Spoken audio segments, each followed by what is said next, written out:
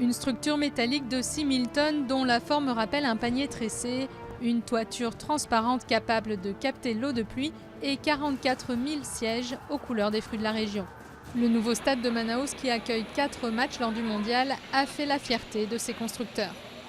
Pour nous, l'arène de l'Amazonie sera le nouveau théâtre du XXIe siècle. Ce stade représentera tous les défis techniques pour réaliser cette construction magnifique. Et il attirera un public venu du monde entier pour le voir, au centre de l'Amazonie.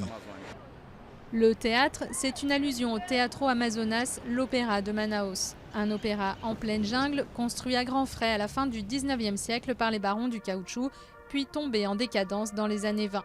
Aujourd'hui, des spectacles y sont à nouveau joués régulièrement, mais pendant des dizaines d'années, il est resté vide, faute de représentation. Alors, le stade risque-t-il de connaître le même sort?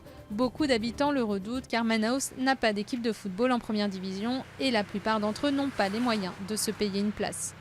Il y a eu tout un débat au début de la campagne pour que Manaus soit une ville hôte de la Coupe du Monde.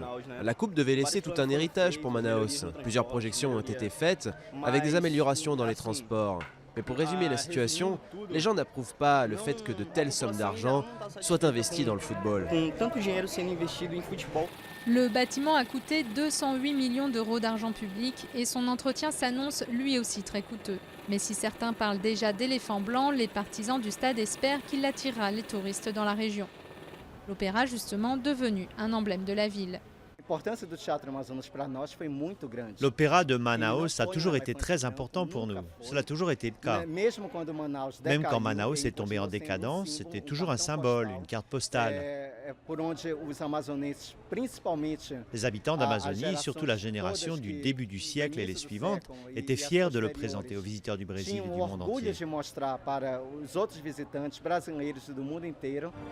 La justice brésilienne avait suggéré de convertir le stade en une prison temporaire, option rejetée par le gouvernement qui réfléchit activement à la reconversion du stade après le mondial, peut-être bien le mettre en concession.